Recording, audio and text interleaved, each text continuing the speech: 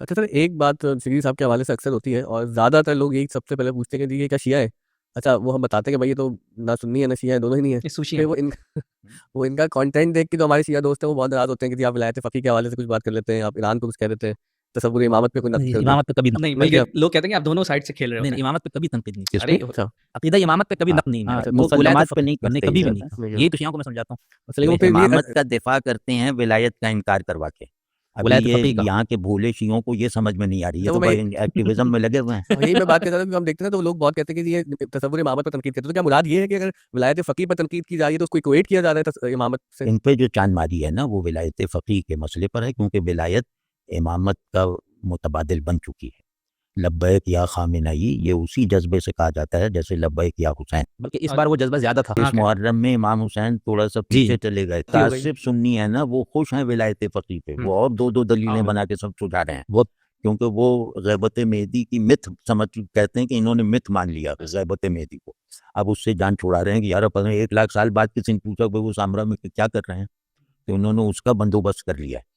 یہ بھولے جو ہیں، یہ سب بڑے بڑے وہ جو نوجوان جو جذباتی ہیں، ان کو پتہ ہی نہیں ہے کہ تشیع کی روح پہ حملہ ہوا ہے ولایت فقیہ کی صورت. جتنے بھی وہ روایتی تشیع ہے نا، یا اب آپ ذرا نجف میں جا کے بات کر کے دیکھیے، سیستانی صاحب کہیے نا بھائی ولایت فقیہ میں تو آپ سیکنڈری پوزیشن پہ چلے گئے ہیں، تو اب جا کے بیعت کیجیے. تو اب سیستانی تو عملاً سب سے بڑے مرجع ہیں نا، تو ان کی رائے دیکھ لیجیے. تو ہم نے سر ایک گفتگو ان کے ساتھ کی تھی علی شریعتی صاحب پر، تو اس میں ولایت فقیہ بھی موضوع بن گیا. اب اس کے بعد مجھے کچھ شیعہ دوستوں نے کہا کہ آپ نے بہت زیادتی کی ہے، کیونکہ جو شگری صاحب نے کہا ولایت فقیہ کے بارے میں کہ جیسے کہ یہ خامنئی صاحب یا خمینی صاحب ہیں، ان کو امام جیسا سمجھا جا رہا ہے. تو ہاں نائب امام، مطلب وہی کہ اسی تسلسل میں. تو یہ ہمارا کوئی عقیدہ نہیں ہے. ہم یہ سمجھتے ہیں کہ ٹھیک ہے یہ بہت معتبر لوگ ہیں اور ان کو ولایت فقیہ ملی ہے، لیکن جس طرح شگری صاحب نے وہ تاثر دیا ہے وہ تاثر درست نہیں ہے. وہ تاثر خامنئی صاحب نے دیا ہے، ان بیوقوفوں کے عمل. ایک تو یہ امامت والے پہ جیسے میں کسی شیعہ عالم سے سوال کرتا ہوں تو میں سخت بالکل منکر امامت والا یہ تو چالاکی ہے. نہیں چالاکی. اچھا میں سنی سے بات کرتا ہوں تو عدالت صحابہ پہ میرا بالکل یہی ہوتا ہے کہ بھائی یہ کیا تم نے بنا، اس طرح صرف سمجھنے کے لیے. اچھا دوسرا یہ جو ولایت ولی فقیہ کو نائب امام نہیں، تو امام خمینی، جن لوگوں نے امام خمینی کی کتاب بولا اسلامی حکومت پڑھ لی نا، وہ یہ بات کر ہی نہیں سکتا. اس کے اندر دیکھیں نا ان کی، میں نے کل کسی کو یہ رانا صاحب کو بھیجا تھا، العلماء منصوبون للحکم، یہ عربی کتاب ہے صفحہ 129 پہ، اور ولایت الفقیہ من خلال روایات، کچھ روایات سے امام خمینی نے اس کا استدلال کیا.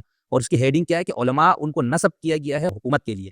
اور وہ کہتے ہیں یقول علیہ السلام، امام نے فرمایا فانی قد جعلتہ علیکم حاکما ای منصوبا، یعنی وہ جو شیعوں کا تصور ہے کہ امام خدا کی طرف سے نصب ہے، وہ ناصری والا سواد منصوب ساتھ. تو یہ کہہ رہے کہ اب ہم بھائی کیسے، وہ کہتے ہیں ہمیں امام نے نصب کیا ہے، یعنی جس طرح امام پیغمبر کا نائب ہے تو یہ ہم منصوب تو آگے فإنہ حجتی علیکم وانا حجۃ من اللہ، اس کی روایت کو بھی پیش کرتا ہے. اگر کوئی بھی بندہ فیس بک پہ صرف اردو میں نائب امام لکھ دینا، انشاءاللہ اس کو 1000 سے زیادہ پوسٹیں نظر آ جائیں گی. تو یہ جن لوگوں نے یہ بات کی مجھے تو خود نہیں میں سمجھ میں اس سے